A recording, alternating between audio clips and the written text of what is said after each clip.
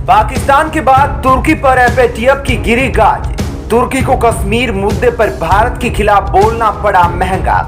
तुर्की को केवल अब तबाही से भारत ही बचा सकता है। दोस्तों आइए इन सभी खबरों के बारे में विस्तार से देख लेते हैं।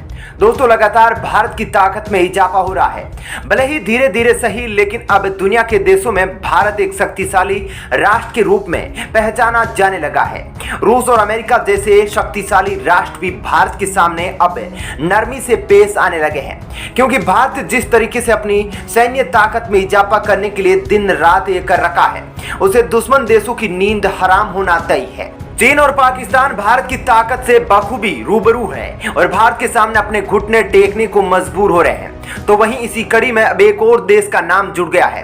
यह देश भी पाकिस्तान की तरह ही एक इस्लामिक देश है, जो अभी तक भारत को राष्ट्रीय मंच से लगातार घेरने की पूरी प्लानिंग करता रहता था। कश्मीर मुद्दे पर तो पाकिस्तान से भी ज्यादा भारत पर तीखे अंदाज दिखाए थे, लेकिन इस देश का भारत के सामने अकड़ ज्यादा दिन तक टिक नहीं पाया, क्योंकि भारत जितना ध्यान सैन्य ताकत के ऊपर देता है, उतना ही कूटनीतिक रिश्ते बनाने में भी कोशिश करता रहता है। इस इस्लामिक देश में ऐसे तबाही का मंजर शुरू होने वाला है, जिसे भारत चाहे तो तबाही को रोक सकता है। दोस्तों हम जिस देश की बात कर रहे हैं, उस देश का नाम तुर्की है। वही तुर्की जिसने जम्मू कश्मीर में 370 हटाने का सबसे आगे आकर विरोध किया था, लेकिन अब भारत ने तुर्की को इस तरीके से फंसा दिया है कि तुर्की के राष्ट्रपति एर्दोगन की सांसें ऊपर नीचे होने लगी है, क्योंकि जिस मुश्किल दौर से पाकिस्तान गुजर रहा है, उसकी राह पर अब तुर्की भी आ गया है। दोस्तों अंतर्राष्ट्रीय मंचों पर कश्मीर का मुद्दा उठाने वाले तुर्की के साथ कुछ ऐसा हुआ है कि अब उसे पता चल गया है कि भारत से टक्कर लेने का अंजाम कैसा होता है। तुर्की कश्मीर को लेकर अचानक से नरम पड़ गया है। सबसे हैरानी की बात यह है कि अचानक तुर्की पाकिस्तान को भी नजरअंदाज करना शुरू कर दिया है और तुर्की ने पाकिस्तान से दूरी बढ़ाने के संकेत दे दिए हैं। उधर पाकिस्तान के भी बुरे दिन शुरू हो गए हैं, मतलब कि कुछ ऐसा हो रहा है जो भारत के विरोधी थे अपने ही देश में उलझ कर रह गए, इतनी बड़ी तबाही के कगार पर आ गए हैं कि उनके सारे बयानबाजी उनकी सांसों पर रोड़ा बनने लगे हैं। आपको बता दें कि अंतर्राष्ट्रीय मंच पर कश्मीर मुद्दे पर पाकिस्तान और चीन जैसे देशों का बयान तो आता ही रहता है, साथ ही साथ तुर्की भी भारत विरोधी बयान देने से बाज नहीं आता था। परंतु कुछ दिनों से तुर्की का भारत के लिए बेहद नरम व्यवहार देखने को मिल रहा है। दरअसल तुर्की के राष्ट्रपति एर्दोगन का बदला हुआ रुख दिख रहा है।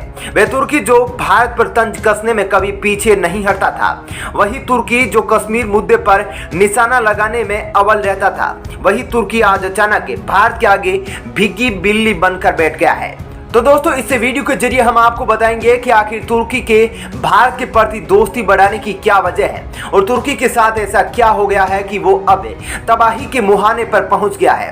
तो इसके लिए आप इस वीडियो को अंत तक जरूर देखिए। भारत से दुश्मनी तुर्की को पड़ी भारी, भारत करने वाला है तुर्की को बर्बाद। दरअसल तुर्की इस समय अपने सबसे बुरे दौर से गुजर रहा है और उसकी आर्थिक स्थिति भी बेहद भंगुर हो गई है। परिस्थितियां इतनी बिगड़ चुकी है कि तुर्की का नाम फाइनेंशियल एक्शन टास्क फोर्स यानी कि एफएटीएफ की ग्रे लिस्ट में शामिल कर दिया गया है।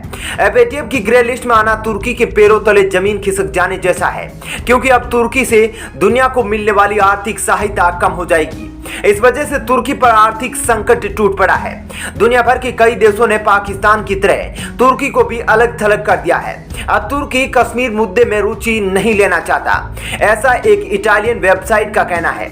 इसी वेबसाइट के राजनीतिक विशेषज्ञ ने बताया कि बीते दिनों पाकिस्तानी राष्ट्रपति की मेजबानी वाले कार्यक्रम में तुर्की के राष्ट्रपति ने कश्मीर के मुद्दे पर पाकिस्तान का कोई पक्ष नहीं लिया।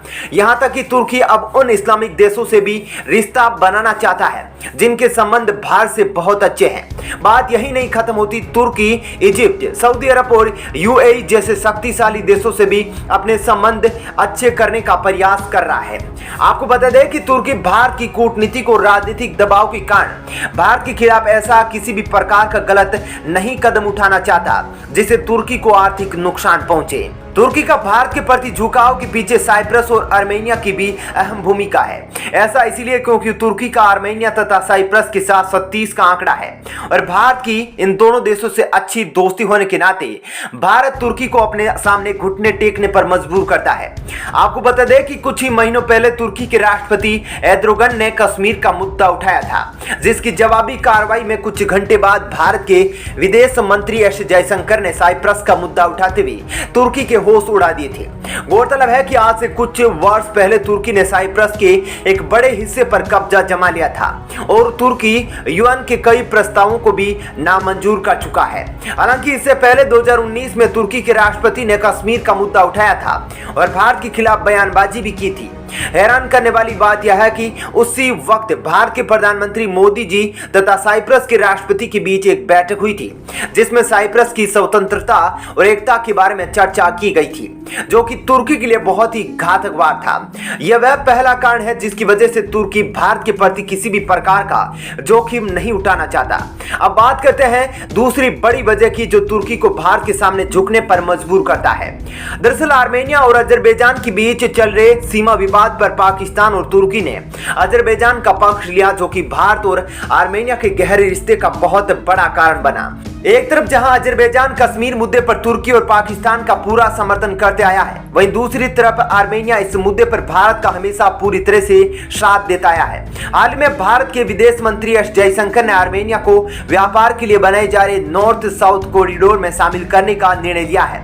यह कॉरिडोर पहले अजरबैजान से होकर गुजरना निश्चित किया गया था। गौरतलब है कि नॉर्थ साउथ कॉरिडोर के जरिए भारत आसानी से यूरोपियन बाजार तक आसानी से पहुंच सकता है। इस कॉरिडोर से होकर भारत ईरान के चाबहार बंदरगाह से होते हुए आर्मेनिया और जॉर्जिया के रास्ते अब यूरोप में व्यापार करने में पूरी तरह से सक्षम हो सकेगा।